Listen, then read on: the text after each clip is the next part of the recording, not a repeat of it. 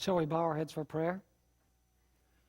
Father in heaven, we thank you so much for the privilege of being here today. The world is in turmoil. Nations are angry. And we want to know exactly what's happening and what will soon transpire in this world. We want to be ready for the coming of Jesus. And so we ask that as we study about the role of the United States in Bible prophecy, that your Holy Spirit will be with us to instruct us. Give us tender hearts to receive the message that you have for us. And we pray these things in the precious name of Jesus, your beloved Son. Amen. We would like to begin our study today reviewing 3 prophecies that we have already gone over in this seminar. The first of these prophecies is found in Revelation chapter 12. And basically, I'm just going to review. We're not going to look up the verses because we've studied this before. Revelation 12 begins in the Old Testament with this woman who is with child. That indicates that this is the Old Testament period because the child has not been born yet. And then, of course, you have this dragon. And this dragon wants to devour the child as soon as the child is born. It becomes very clear that this power is Rome, because Rome is the power which tried to slay Jesus when Jesus was born. Now, this dragon had 10 horns. And the 10 horns represent the 10 divisions into which the Roman Empire was divided. Then, as you continue this process in Revelation chapter 12, you have the woman fleeing into the wilderness for 1,260 days, or times, and the dividing of time. And then you find at the end of that period that the earth helps the woman and swallows up the waters of persecution which the dragon spewed out of his mouth.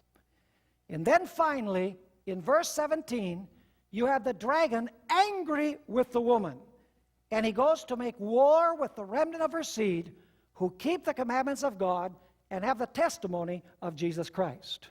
So we've moved from the Old Testament, before the child is born, to Rome, when the child is born, to the 10 divisions into which the Roman Empire was divided, to the 1,260 years, to a time when the earth helped the woman, eventually to the final war when the dragon is enraged with the woman and goes to make war with the remnant of her seed who keep the commandments of God and have the testimony of Jesus Christ.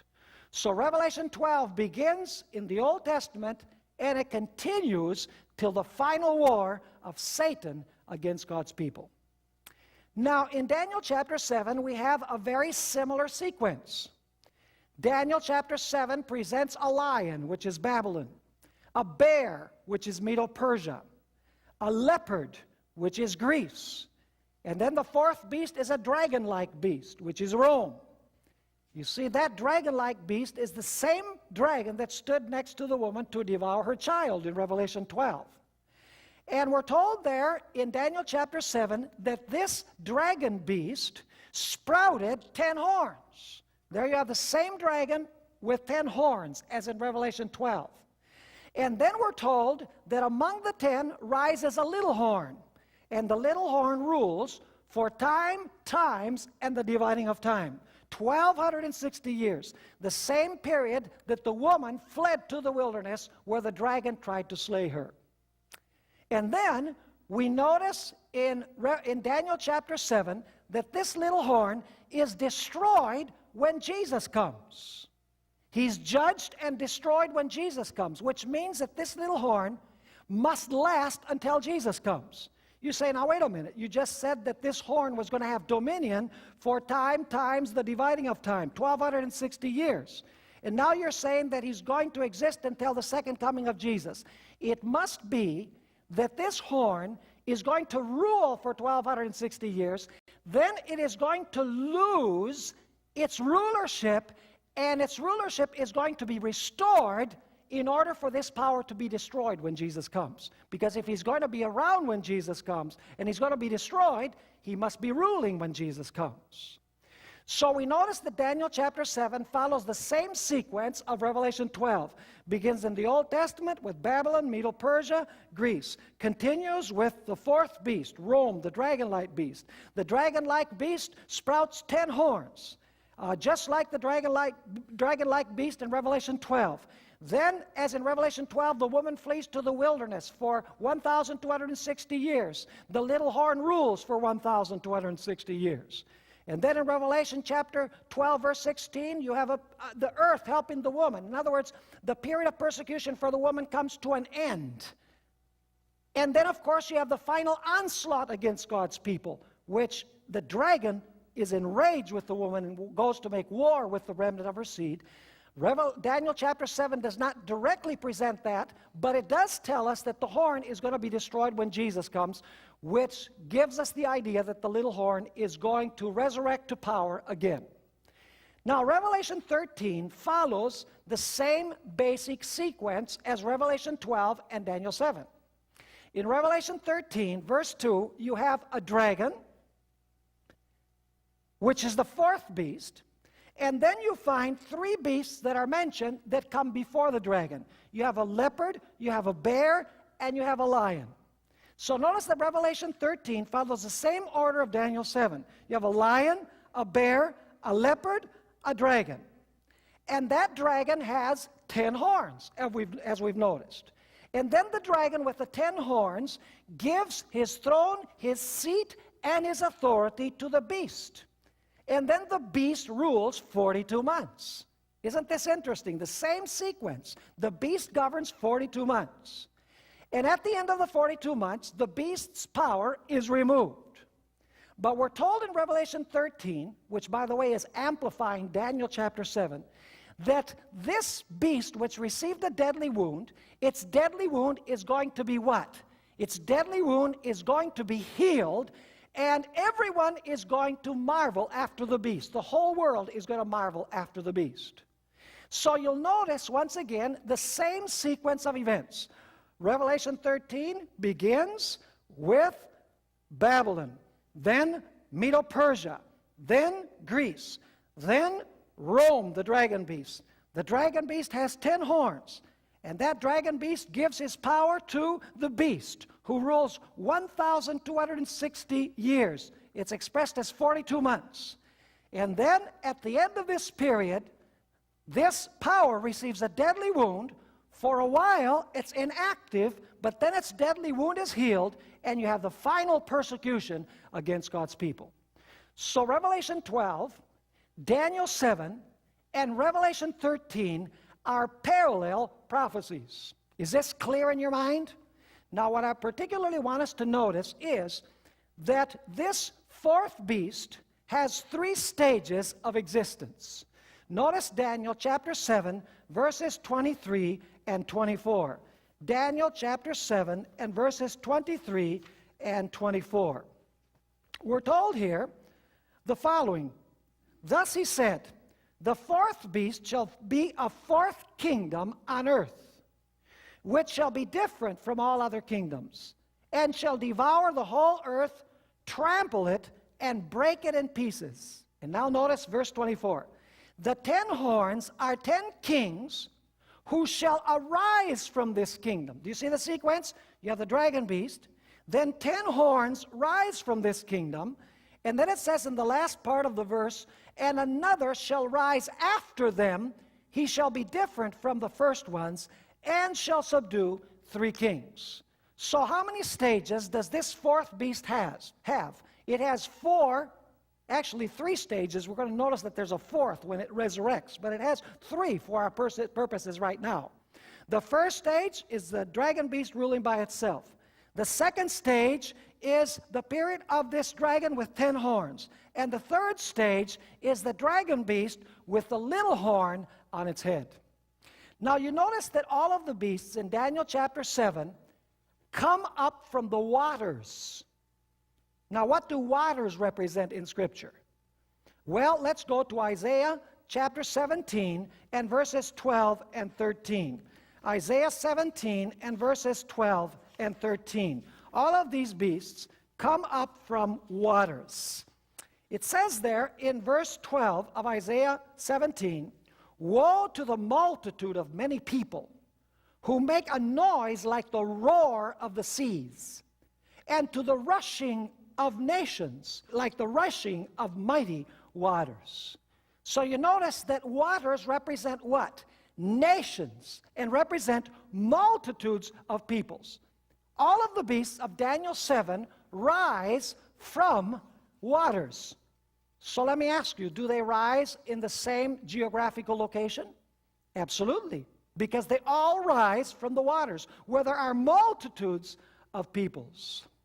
Now what I would like us to do is go to the end of the first stage of power of the little horn or the beast. Go with me to Revelation chapter 13 and verses 9 and 10. Revelation chapter 13 and verses 9 and 10. This is after the little horn or the beast has ruled for 1,260 years, or time times the dividing of time, 42 months. It's the same period expressed in different terms. Notice Revelation chapter 13 and verse 9. "If anyone has an ear, let him hear. He who leads into captivity shall go into captivity." Who was it that led into captivity during the 1,260 years? The beast, or the little horn. "He who leads into captivity," it says here, "shall go into captivity. He who kills with the sword must be killed with the sword." Here is the patience and the faith of the saints. What was this power going to receive at the end of the 1,260 years of dominion? At the end of the 42 months, or the times and dividing of time? He was going to receive a death wound. What was going to give him the death wound? A what? A sword. Now immediately you ask the question, what does a sword represent in Bible prophecy? Now I know that the sword represents the Bible, because the Bible is the sword of the Spirit. But in this case, the sword does not represent the Bible. The sword represents the civil powers of the world that this beast power, or this little horn power, used to accomplish its purposes. You say, how do we know that? Well, go with me to the book of Romans, chapter 13. Romans chapter 13. Here the Apostle Paul is speaking about being subject to the civil powers. And he says this, Romans 13 and verse 1. "Let every soul be subject to the governing authorities, for there is no authority except from God, and the authorities that exist are appointed by God." Now let's jump down to verse 4. "For he," that is the civil power or the magistrates, "he is God's minister to you for good. But if you do evil, be afraid, for he does not bear the" what? "The sword in vain. For he is God's minister, an avenger to execute wrath on him who practices evil." Question: what does the sword represent in Romans 13? It represents the magistrates. It represents the civil power which preserves the civil order. So if Revelation 13 verse 10 says that this beast was going to be wounded by the sword, it must mean that this beast was going to be wounded by the power of what? It was going to be wounded by the power of the state, or by the civil power.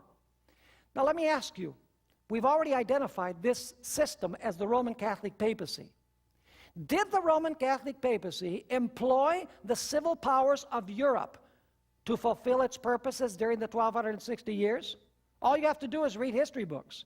They allied themselves with the state and used the state to accomplish its purpose, the papacy's purpose. So what must it mean that suddenly the sword now rises against this power? It must mean that the civil power now rises against the papal power. It's no coincidence, folks, that in the year 1798, February 10 of 1798, General Berthier entered the Vatican City. The Pope was celebrating the anniversary of his accession to the throne. It was Pius VI, by the way.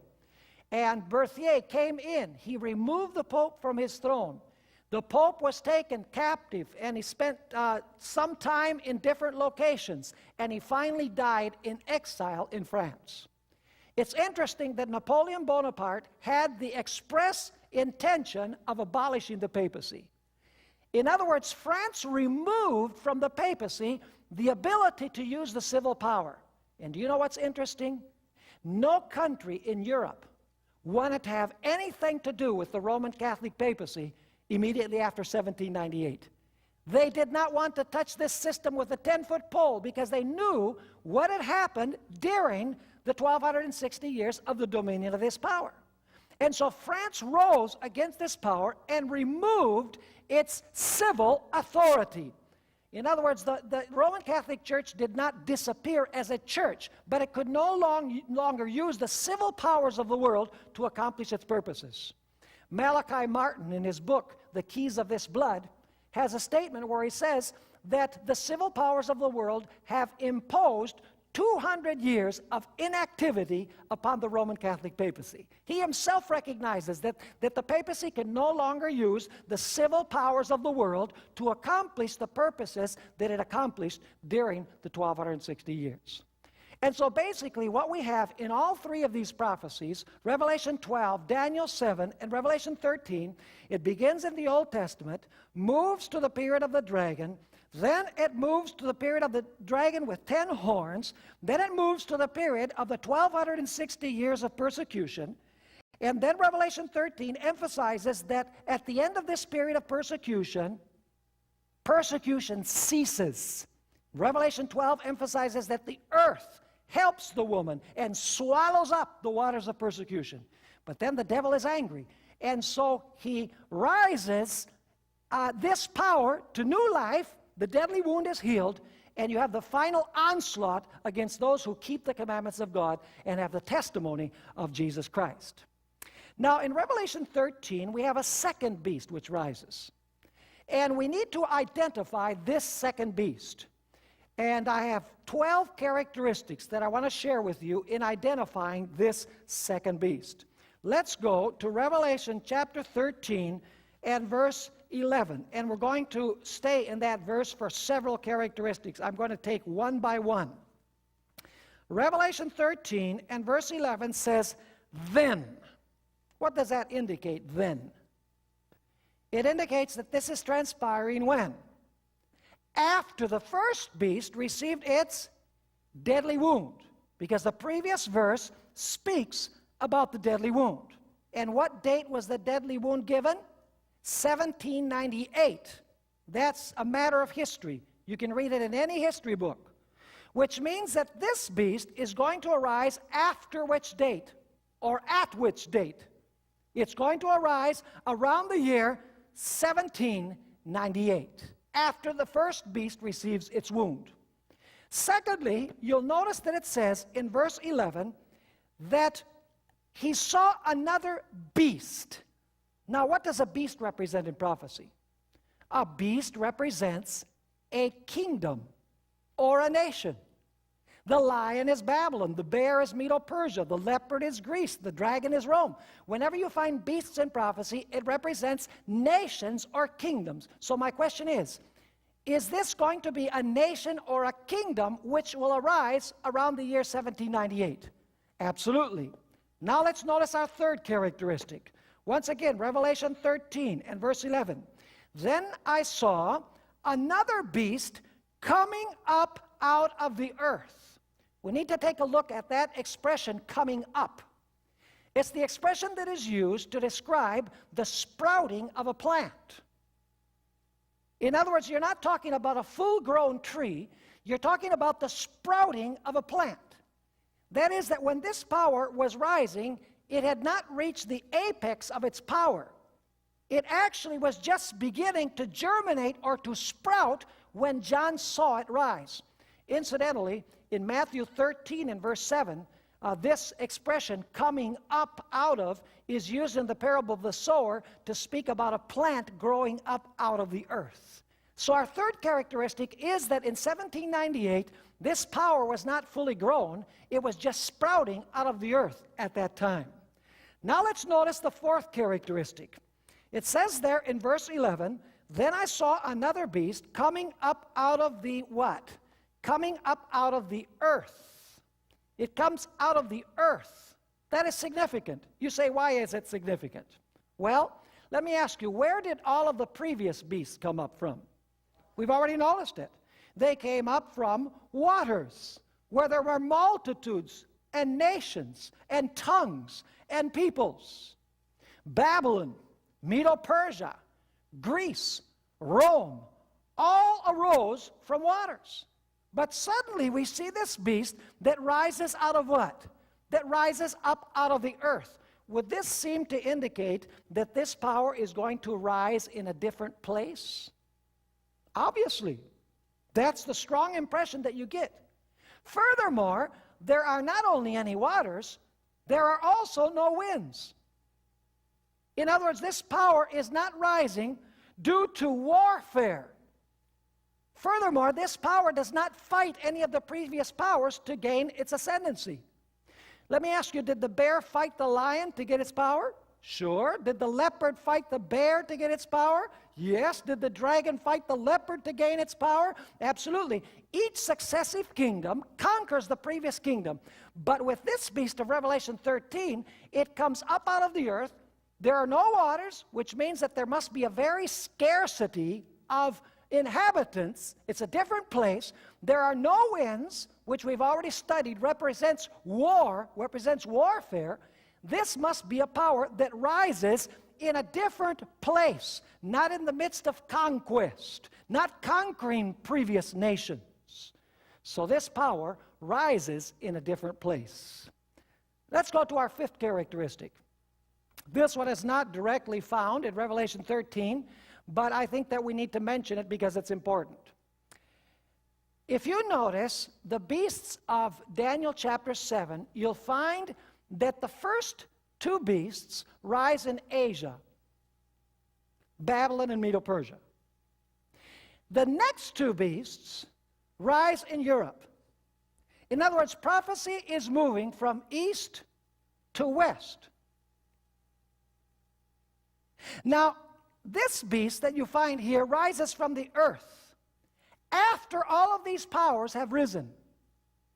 Would you expect this power to rise further west than Asia or Europe?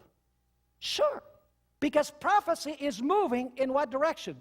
Prophecy is moving from east to west. By the way, the reason why this happens is because God's people are moving from east to west. Prophecy moves with God's people. When God's people move, when Christianity moves west, prophecy moves west, because prophecy fulfills with God's people. And so this power is further west than Asia or Europe. Characteristic number 6. This power is a global power. In fact, it not only is a global power, but the power that existed before is also a global power. Let me ask you, the little horn or the beast that governed for 1260 years, was this a global power? It most certainly was. Revelation chapter 13 and verse 7 says that it ruled over every nation, over every kindred, over every tongue, and over every people during the 1260 years. Now that's interesting. So you have one global power, and then you're going to notice that this beast of Revelation 13 is also a global power. So you have two global powers. You have the one that ruled during the 1260 years, and you have this power, or this kingdom, which arises in 1798. And you know what's very, very interesting? Is the fact that this second power, this second global power, which comes up out of the earth, instead of fighting with the previous power, it helps the previous power regain its authority. If you look at this second beast, its only purpose and intention is to restore power to the previous beast. Very different than all of the other beasts. All of the other beasts try to annihilate the previous power. But this power actually helps the previous power regain its ascendancy, its political and religious ascendancy. So you're supposed to look for two global powers. One which ruled in the past, and one which rises around the year 1798, which will help the previous power recover its throne. Now, characteristic number 7 will go a step further. Not only are these global powers, but this second power must also be a global political power. You say, why is it a global political power? Go with me to Revelation chapter 13 and verse 16. Revelation 13 and verse 16. It says there about this second beast, he causes all, both small and great, rich and poor, free and slave, to receive a mark on their right hand or on their foreheads. Must this power have political clout in order to make everyone receive the mark of the beast? It most certainly have worldwide political influence. So it must be a worldwide, global political power. But it is also a global economic power. You say, how do we know that? Notice Revelation 13 and verse 17. It says in verse 17, and that no one may buy or sell except one who has the mark or the name of the beast or the number of his name. Does this power control commerce? Does it control business? Yes, it does, because it controls buying and selling. It must be a global economic power. But this power must also be a global military power. It must have the power to enforce its decrees. Notice Revelation chapter 13 and verse 15. Revelation 13 and verse 15. It says, he was granted power to give breath to the image of the beast, that the image of the beast should both speak and cause as many as would not worship the image of the beast to be what? To be killed. So does it have worldwide military power to enforce the decrees of that first beast? Absolutely. Now what have we seen so far? Reviewing. Number 1, this power must arise around the year 1798. Number 2, it is a nation or a kingdom because it's a beast. Number 3, it's just sprouting up around the year 1798. Number 4, it rises out of the earth where there are very few inhabitants. It does not arise by fighting any of the previous powers. There's no winds of strife. In other words, it's going to help the previous power recover its power. Number 5, it is going to arise further west than Asia and Europe. Number 6, it is going to be a global power along with that first power that ruled 1,260 days. Number 7, it is going to exercise worldwide political power. Number 8, it is going to exercise worldwide economic power. Number 9, it is going to exercise global or worldwide military power. Now let's go to number 10. It is going to be contemporaneous with the first beast. What do I mean by contemporaneous? In other words, they're going to be contemporaries. In other words, this second beast does not really succeed the first beast, but they actually rule together. Are you following me or not? They exist at the same time. And the purpose of the second beast is to give power back to the first beast. But they're contemporaries. So what you have to do is you have to look for two powers around the year 1798 and afterwards who are both global powers and who rule at the same period of time in history. Now, characteristic number 11. We're told that this second beast makes an image to the first beast. Now, let me ask you, what is an image? An image is a replica, a copy, a reproduction. So if this beast is going to make an image to the first beast, is this image going to be similar to what the first beast did? Sure. So what do you have to do? You have to go and look at the characteristics of the first beast. Question: did the first beast attempt to change God's law? Sure. So if this beast makes an image to the first beast, is there going to be something having to do with a change in God's law? Obviously, yes. Did the first beast change God's prophetic line of events? In other words, did he attempt to change God's prophetic calendar? Yes, he did. He instituted preterism, the idea that prophecy was fulfilled in the distant past, and he implemented futurism, the idea that the Antichrist is going to arise in the future, way at the end of time. In that way, people could see that the Antichrist was right in front of them because they were looking way to the past or they were looking way to the future. Must this second beast then have the same counterfeit prophetic interpretation system? Absolutely. Now that beast, during the 1260 years, mixed or blended church and state. If this beast is going to make an image, must this also be a blending of church and state? Absolutely. This first beast persecuted those who were not in harmony with the union of church and state, who did not agree with the changes that were made. Are we to expect that this second beast is going to bring also persecution for the same motivations? Absolutely. No doubt about it. Now let's go to characteristic number 12. This is the last one. Revelation 13 and verse 11. Revelation chapter 13 and verse 11. Here we find another characteristic which we haven't read before, and so we're going to read it now. It says, "Then I saw another beast coming up out of the earth, and he had two horns like a lamb, and spoke like a" what? Spoke like a dragon. He had two horns like what? Two horns like a lamb. Now, what does that mean, two horns like a lamb? Well, let's first of all determine what horns mean in Bible prophecy. Do you know what horns mean in Bible prophecy? Horns represent kingdoms or divisions of kingdoms.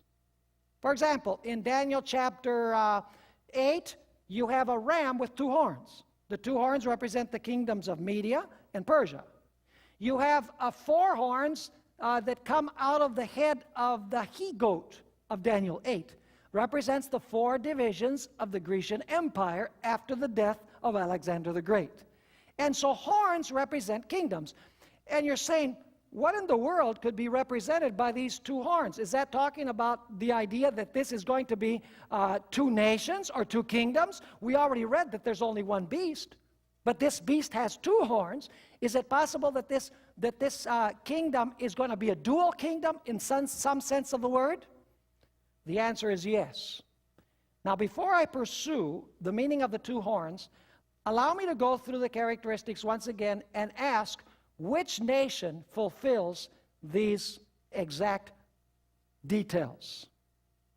What nation arose around the year 1798, is a nation, bona fide nation, was just sprouting in 1798, arose where there were very few inhabitants, did not fight any of the previous powers of prophecy, is further west than Europe and Asia, is a global power contemporary with the first power, has worldwide political clout, worldwide economic clout, worldwide military might, which actually is now helping that first beast get its power back, and which is reflecting many of the same teachings and practices of that first power.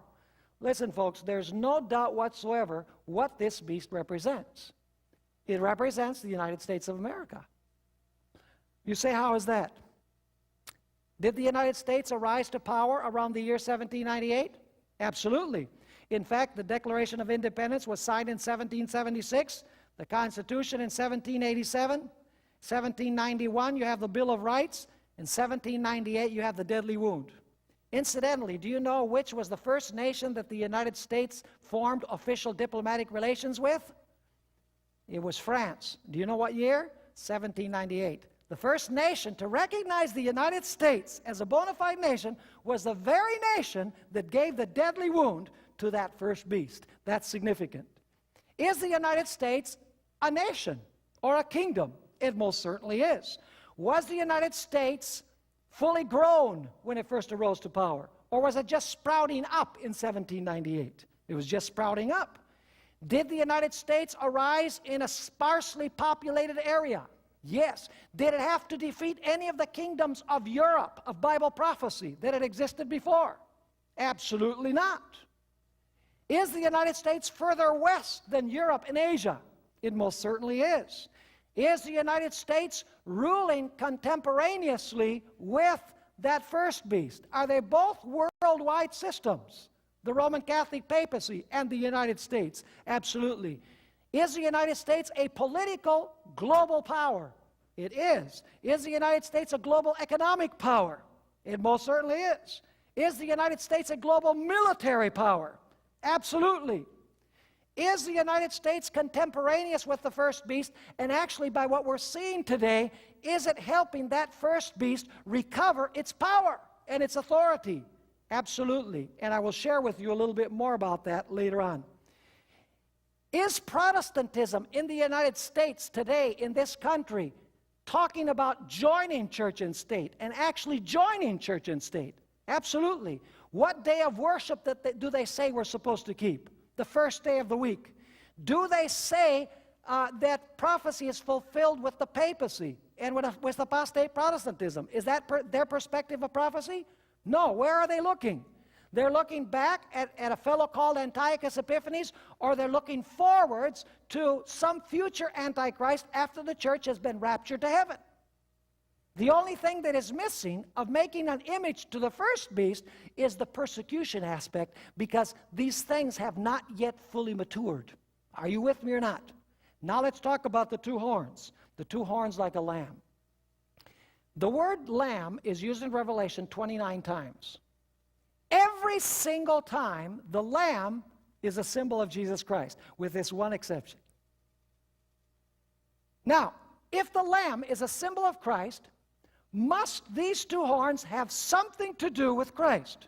Absolutely. Now we notice that horns represent kingdoms. You say, well, the United States isn't two kingdoms. The United States is one kingdom. You're right. But allow me to tell you in what sense you have two kingdoms in this country. Let me ask you, did Jesus teach that there are two kingdoms? He said, render unto Caesar that which is Caesar's, and unto God that which is God's. Did Jesus recognize there are two kingdoms? Did he teach that they're supposed to remain separate? He sure did. By the way, the two horns are not one horn, they're two horns. They're separate. They're on the same beast, but they're separate. Are you following me or not? Did Jesus say that my kingdom is not of this world? He most certainly did. In that way, he's recognizing that there's another kingdom that is his. It's not from this world. Now, my question is this. When the United States began as a nation, did it recognize that there are actually two kingdoms or two powers? It most certainly did. Did it teach that those two kingdoms need to remain separate one from another? Absolutely. What kingdoms are we talking about? We're talking about church, which is Christ's kingdom spiritually on earth, and what? State. Church and state. Two kingdoms, but that are supposed to be what? Separate from one another. Now, allow me to read you the First Amendment of the Constitution of the United States. It's interesting how this, I was listening to a senator, a very prominent senator, the other day on television, on Meet the Press, and I had to write a letter to Tim Russert to tell him, how did you let him get away with that? But let me tell you what the issue was.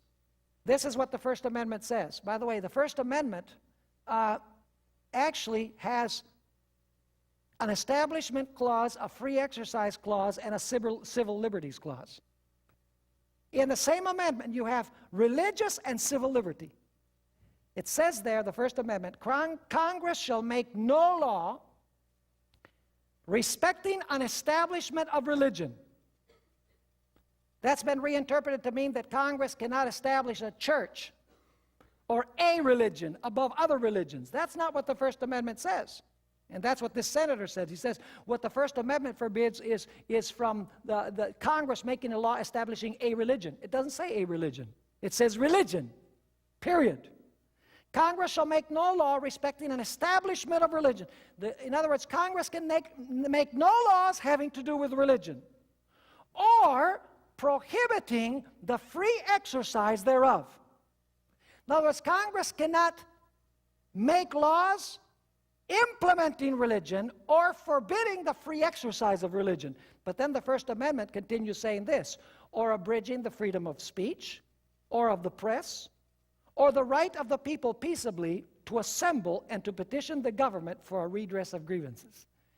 So in the First Amendment to the Constitution of the United States, you have these two principles: religious liberty, God's kingdom ruling itself without interference of government, and the civil power functioning without the interference of the church. In other words, each of these kingdoms separate, following the principle that Christ established, that you have two kingdoms, but the kingdom of God is supposed to be separate from the kingdom of men or from the civil power.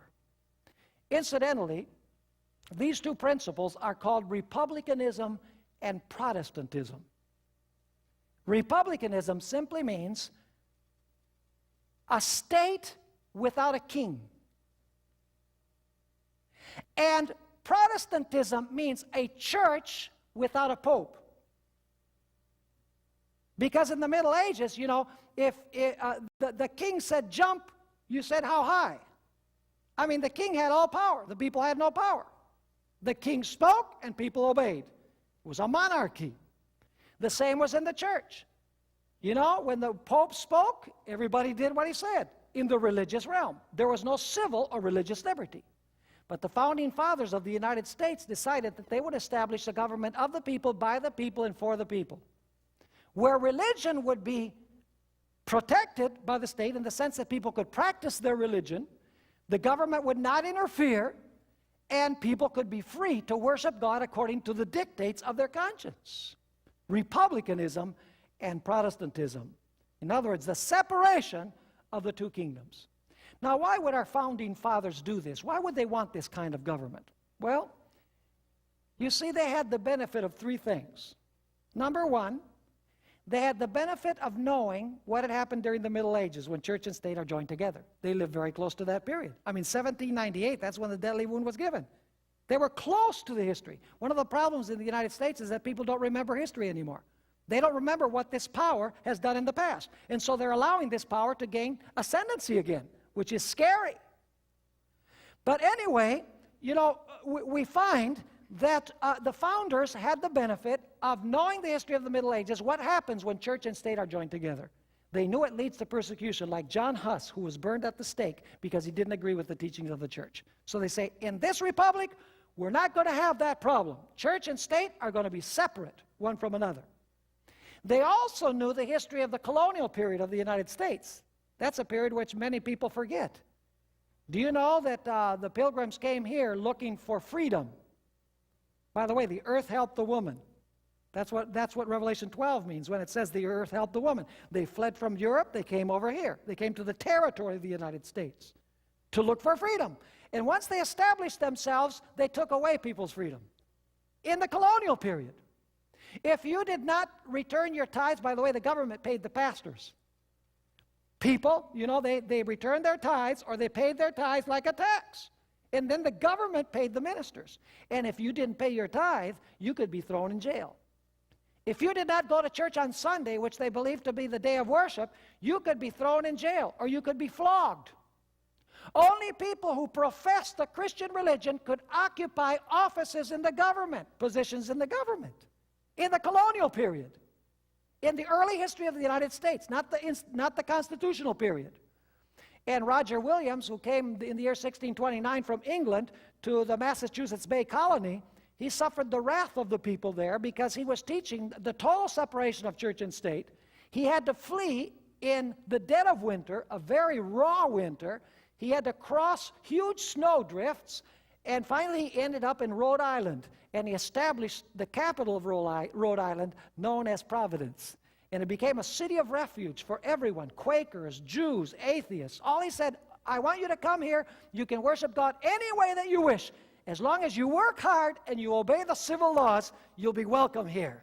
But he was persecuted. They wanted to lynch him because of his ideas of separation of church and state. He was certainly a man ahead of his time. Now, I want you to notice that as we look at what's happening at the United States, or with the United States, It's so amazing, and it's happening so fast that it makes you dizzy. You know, I wish I had a lot of time here to talk to you about all of the track record of what's happened since 1963. It actually all began at Vatican II, where under the name aggiornamento, renewal of the Catholic Church, they gave the Catholic Church a facelift. No longer Mass in Latin. You know, they could sing in the worship services and so on. It was all cosmetic changes to make the church attractive to Protestants. And then, of course, you have the election of John F. Kennedy.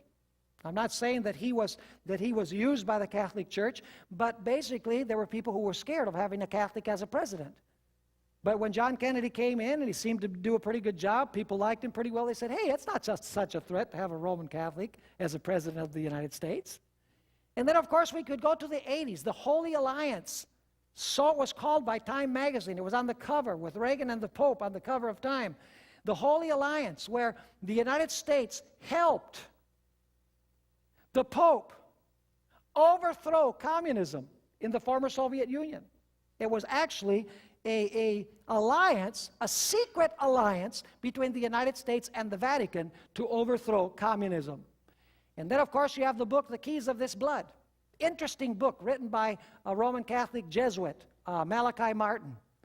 In that book, he says that there are three powers in this world vying to sit on the throne of the world. Number one, communism. Number two, Western capitalism.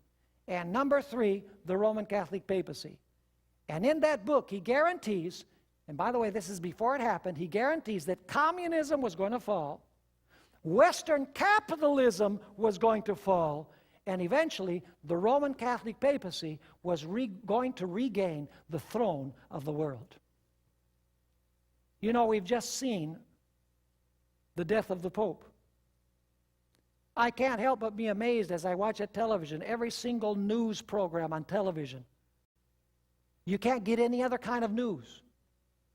And you have Protestant ministers, and you have Jewish rabbis, and you have people who don't claim the Christian religion being interviewed by these programs, and they're saying how wonderful this system is, how wonderful this man is. The whole world, according to Revelation 13, would wonder after the beast. And by the way, in order for this prophecy to be fulfilled, that the United States is going to help this first power regain its ascendancy, three walls have to come down. First wall is the wall of communism, represented by the Berlin Wall. That thing came down. The second wall that needs to be knocked down is the wall between Protestants and Catholics. And that is coming down. The document, Evangelicals and Catholics Together, which is a group of very influential evangelicals and very influential Roman Catholics, signed the documents saying that they basically agree on doctrine and they should just forget their differences and they're supposed to go out and evangelize the world. The Joint Declaration on Righteousness by Faith by Catholics and Lutherans, where basically they're saying that the Protestant Reformation was a mistake. They're saying that Catholics and Protestants agree on the issue of justification by faith. This has just happened in the last few years. Recently in Time magazine, there was an incredible article where it says that Protestants are adopting the Roman Catholic view of Mary. Now, if this isn't telling us that we're close to the end, I don't know what does. Furthermore, there was a Time magazine article which described the red states, so-called, from the South, and how Protestants and Catholics are allying themselves together to take over the political system. This is only in the last 2 or 3 months that I'm talking about. So certainly the wall of separation between Protestants and Catholics is coming down. Do I need to say anything about the third wall, the wall of separation between church and state? I mean, it is coming down so fast, there's so many bricks that have been knocked off of that wall that there's not much wall left. You know, Protestants allying themselves with Catholics to take over the government. And in the Mary Schiavo case, you can see this. You know, they're actually trying to use Congress to intervene in this case, which is a problem of separation of powers, incidentally. Not only that, Thank God that the judiciary is still an independent judiciary. Thank God that the judges are elected for life. And they don't have to worry about elections. Because what is going to happen someday when the multitudes will not only be able to influence Congress, for Congress to do what they want, even intervene in the case of one person, which, by the way, I don't believe the feeding tube should have been removed. I'll tell you that. I believe that it should have been left in. But apart from that point, it's the mechanism or the process that was used that's a problem. You know, influencing the religious right, influencing Congress to intervene in this case. What's going to happen when the judges feel the heat and feel the pressure? Then God's people are not going to have any court of appeal. And that's happening right before our eyes. Are you understanding what I'm saying? Now, in closing, I'd like to say that there are two stories from the book of Daniel that illustrate the First Amendment of the Constitution of the United States. You see, our founding fathers not only knew, and by founding fathers I mean the constitutional fathers, they not only knew the history of the Middle Ages, when church and state are joined together. They not only knew the history of the colonial period of the United States. Therefore, they said, we're not going back to the colonial period. And that's why you have the Constitution, and that's why you have the Bill of Rights. The amendments to the Constitution. They said, we're not going down that road of the Middle Ages or the colonial period. They also knew their Bibles. Believe it or not. They knew the stories of Daniel 3 and Daniel 6. And this is what I'm going to speak about to end our study today. Daniel 3, Nebuchadnezzar tried to establish religion. Have you ever noticed that? He raised an image, and he says, everybody's going to worship that image. By the way, this is symbolic of what's going to happen at the end of time. Nebuchadnezzar, who lived for a beast for a period of time, lived as a beast, raised an image. Whoever did not worship the image was to be killed. Does that sound like Revelation 13? You have an image to the beast. Whoever doesn't worship will be what? Killed. Only back there, it was local over there in Babylon. At the end of time, it's going to be a global situation. And the image is not going to be a literal image. It is a symbolic image, as we've studied. It's, in other words, it's a reflection of what that first beast was like during the Middle Ages. But anyway, Nebuchadnezzar tries to establish religion. He says, everybody has to worship this way. The government says so. But 3 young men said, you can't establish religion.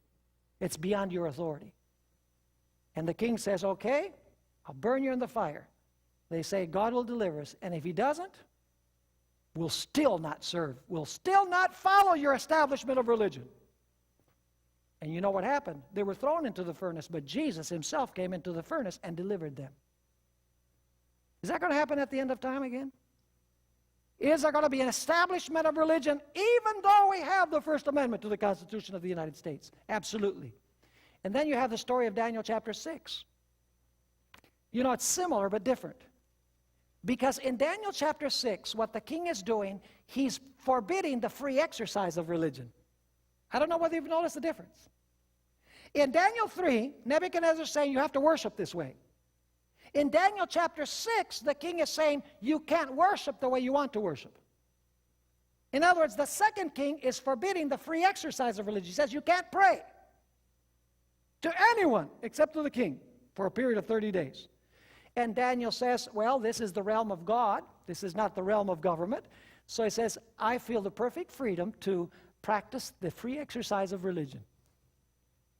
And so Daniel goes to his room, and he kneels, and he prays, as usual. He's practicing the freedom of religion. And what happens as a result? The Bible says that he was thrown into the den of lions. And interestingly enough, it was the angel of the Lord, Christ in the Old Testament, incidentally, who came into the lion's den and closed the mouths of the lions. Do you know that even Nebuchadnezzar and Darius did not really understand the principle even after these stories happened? Do you know what Nebuchadnezzar said immediately after God delivered the 3 young men from the furnace? He says, now I give a decree that whoever doesn't worship the God of Shadrach, Meshach, and Abednego will be cut in pieces. He was out of bounds. Because you can't enforce the worship of a false God or a true God. Worship belongs to God and only to God, not to government. And Darius did the same thing. He says, now I give a decree that everyone is to tremble at the God of Shadrach, Meshach, and Abednego. He was out of bounds. That is not the realm of the government. Are you understanding what I'm saying? And so Revelation chapter 13, this second beast, represents the United States. One final point. In Revelation chapter 12, it says that the earth helped the woman. That earth there is the territory. Revelation 13, you have a beast that rises from the earth. That's the nation that rises in the territory that is mentioned in Revelation chapter 12. And in Revelation chapter 12, it says that after the earth helps the woman, the dragon is enraged with the woman. In Revelation chapter 13, interestingly enough, it says that after this lamb-like beast arises from the earth of Revelation 12 that helped the woman, it says that this beast ends up speaking like a what? Speaking like a dragon. Friedrich Nietzsche once said, be careful when you fight the dragon lest you become a dragon.